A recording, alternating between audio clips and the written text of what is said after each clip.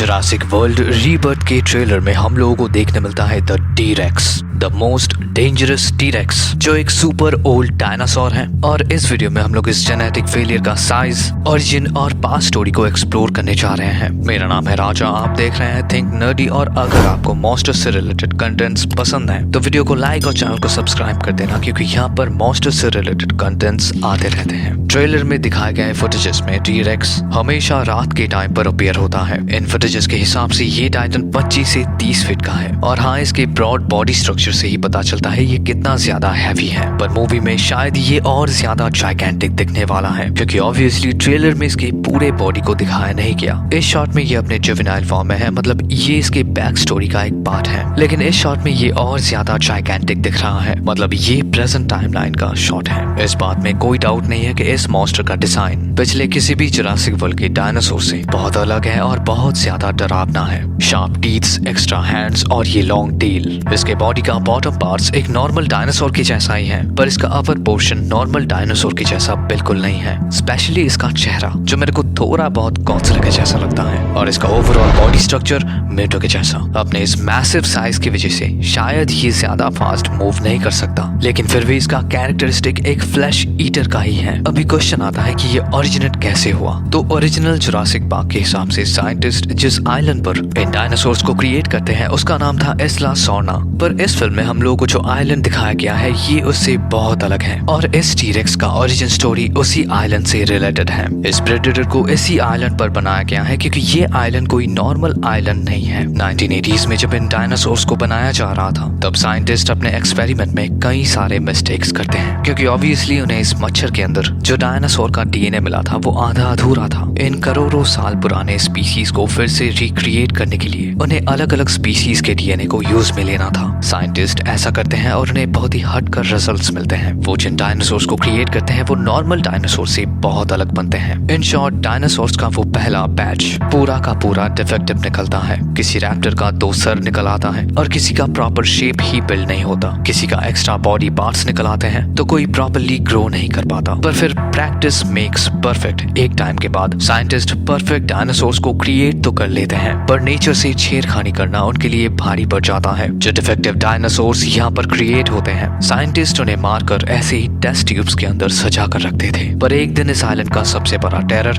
The T-rex आजाद हो जाता है। साइंटिस्ट इसे एक टायरानोसोरस बनाना चाहते थे, पर उनके सामने जो अपीयर होता है वो इस आइलैंड के साइंस फैसिलिटीज को पूरी तरीके से डिस्ट्रॉय कर रख देता है। वो इसे रोकने की कोशिश तो करते हैं, पर इस बीस्ट के मरने का कोई प्लान नहीं होता। और शायद इसी रीजन से वो साइंटिस्ट इस आइलैंड को छोड़कर पहुंचते हैं इस्ला सोर्ना, जहां पर वो क्रिएट करते हैं परफेक्ट डायनासोर्स। कहानी के हिसाब से रेक्स ही पहली टी-रेक्स थी, पर इस लोर के हिसाब से ये म्यूटेंट उससे भी पुराना है। जुरासिक पार्क क्रिएट होता है और फिर उन डायनासोर्स के अटैक से वो बंद भी हो जाता है। साल गुजरते हैं और मेनलैंड के लोग इस फेल्ड एक्सपेरिमेंट को भूल जाते हैं, और इस दौरान सबसे ओल्डेस्ट होने की वजह से ये म्यूटेंट टी-रेक्स बनता है इस आइलैंड का किंग। पर इसे याद रहता है कि ह्यूमंस इसके लिए खतरा है। आफ्टर ऑल, जब ये छोटा था तब वो इसे मारना चाहते थे, और इसे हम लोग ट्रेलर में भी देख सकते हैं। और शायद इसी रीजन से इस डायनासोर का मोटिव बन जाता है ह्यूमन लाइव्स को डिस्ट्रॉय करना। इंसान इसे अपने पिंजरे के अंदर रखना चाहते थे, पर आखिरकार ये बनता है एक फ्लैश ईटर, द टी-रेक्स। और यही है इसका स्टोरी। वीडियो कैसा लगा कमेंट में जरूर बताना, और इसके बारे में आपका क्या ख्याल है। क्या ये बस एक नॉर्मल डायनासोर है, या फिर इसका एक कमाल का बैक स्टोरी हम लोगों को देखने मिलेगा। कमेंट में अपने व्यूज जरूर बताना, और मिलते हैं आपसे अगली वीडियो में। Take care.